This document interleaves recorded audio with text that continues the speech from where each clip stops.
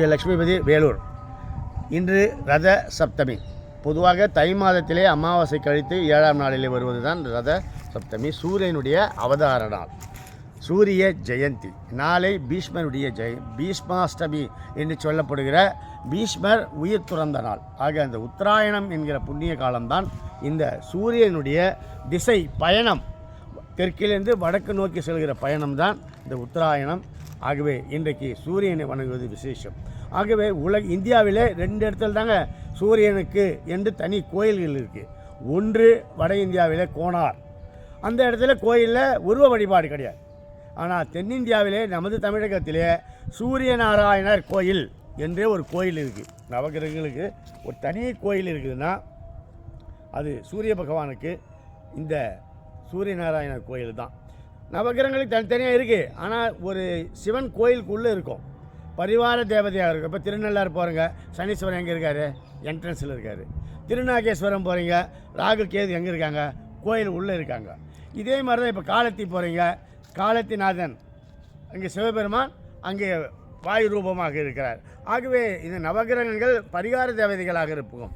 ஆனால் சூரியநாராயணன் கோயிலில் நவகிரகங்களுக்கும் தனியாக சந்நிதிகள் உண்டு.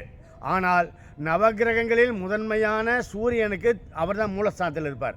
சூரியன் நின்ற திருக்கோலத்திலே வலது பக்கம் ஒரு மனைவி, இடது பக்கம் ஒரு மனைவி, அதாவது பிராணநாதராக அங்கே மங்களாம்பிகை தாய் பக்கத்தில் இருக்கிறது ஒரு மங்களங்குடி. அந்த கோயில் பக்கத்தில் தான் இருக்குது இந்த சூரியநாராயண கோயில். இது ஒன்று பர்டிகுலராக சொல்லப்போனால் கும்பகோணம் டு மாயவரம் ரூட்டு, திருவிடமருதூர் தாலுக்காவில் இருக்குது. இது ஆடுதுறை, உங்களுக்கு தெரியும், ஆடுதுறை நெல் ரொம்ப ஃபேமஸ்ஸு. அக்ரிகல்ச்சர் யூனிவர்சிட்டி இருக்குது. ஆடுதுறை மெயின் ரோட்லேருந்து 2 கிலோமீட்டர் கிழக்க நடக்கணும். இன்னும் குறிப்பாக சொல்லப்போனால் அந்த மங்களாம்பிகை திருக்கோயில், பிராணநாதர் மங்களாம்பிகை கோயில். இந்த கோயிலில் தான் பிரம்மாவினுடைய உத்தரவுப்படி நவகிரகங்களே செஞ்ச பாவத்தை பிரகாரம் பிராயச்சித்தை செய்வதற்காக தவம் இருக்காங்க நவகிரகங்களே.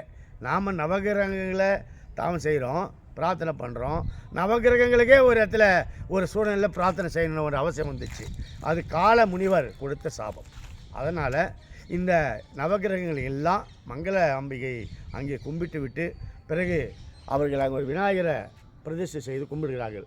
நமக்கு உதவி செய்தார்களே என்று இந்த கால முனிவர் நவகிரகங்களுக்கும் தனியாக அங்கே சந்நிதிகளை ஏற்படுத்தியிருக்கிறார். அதிலே முக்கியமாக சூரியனுக்கு தனி மூலஸ்தானத்திலே நவகிரகங்கள் முதன்மையான சூரிய பகவானுக்கு தனி கோயில், ராஜகோபுரம், 3 நிலை ராஜகோபுரம், கிழக்கு பார்த்த ராஜகோபுரம். சூரிய பகவான் நின்ற திருக்கோலத்திலே வலது பக்கத்திலே வலது பக்கத்திலே உஷாதேவி ஒரு மனைவி, இடது பக்கத்திலே பிரதியுஷா என்கிற இன்னொரு மனைவியை நின்ற திருக்கோலத்திலே மணக்கோலத்திலே மேற்கு திசை நோக்கி காட்சி தருகிறார். நவகிரக தோஷமுள்ளவர்களுக்கெல்லாம் இந்த கோயில் சூரியநாராயண கோயில் மிக விசேஷமான தலம். சூரியநாராயண கோயில் 2 தான் இருக்குது சூரியனுக்கு. ஒன்று வடக்கில் வட இந்தியாவில் கோனார், தமிழ்நாட்டில் சூரியநாராயண கோயில் தஞ்சாவூர் மாவட்டம் மாயவரத்துக்கு தாலுக்காவில் கிட்டே இருக்குது. கும்பகோணத்துலேருந்து ஒரு 15 கிலோமீட்டர் இருக்கலாம்.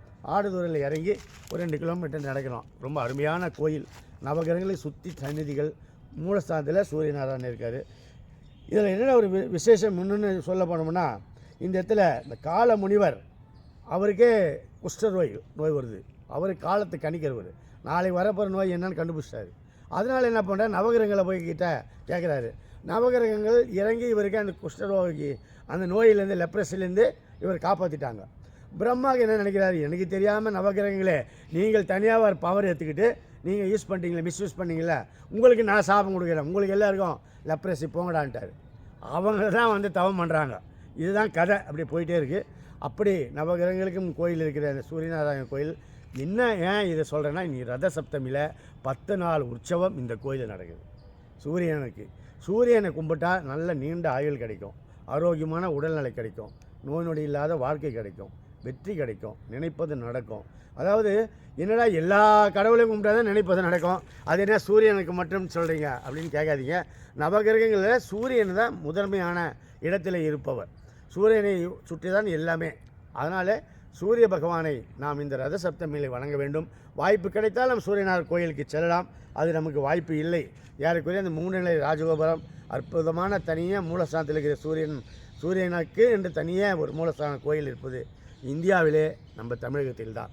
ஆகவே வாய்ப்பு கிடைக்கிற போது சூரியநாராயணர் கோயில் நவகிரக கோயில்களில் இது ஒன்று. பக்கத்திலேயே உங்களுக்கு எல்லோரும் தெரியும், அந்த கும்பகோணம் நீங்கள் சென்டராக வச்சுக்கினீங்கன்னா மாயவரம் வரலாம், கும்பகோணம் போகலாம், இது போகலாம், ஆலங்குடி போகலாம், அங்கே திங்களூர் போகலாம், இன்னாண்ட பக்கமான செவ்வாய்க்கு வைத்தீஸ்வரன் கோயில் வரலாம், அதுக்கு பக்கத்தில் திருநள்ளார் போகலாம், இன்னாண்ட பக்கம்னா கீழ்பெரும்பள்ளம் போகலாம் ராகுக்கு, இன்னும் புதன் கோயில் போகலாம் திருவெண்காடு.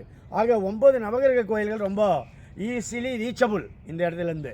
ஆகவே கும்பகோணத்தில் நாம் ஒரு நாள் தங்கி இந்த சூரியநாராயணர் கோயிலுக்கு போகலாம், சூரியனை வேண்டிக்கலாம். இன்றைக்கி ரத சப்தமி, கிருத்திகை, முருகன் அருளும் சூரியநாராயண அருளும் எல்லோருக்கும் கிடைக்கட்டும். நன்றி, வணக்கம்.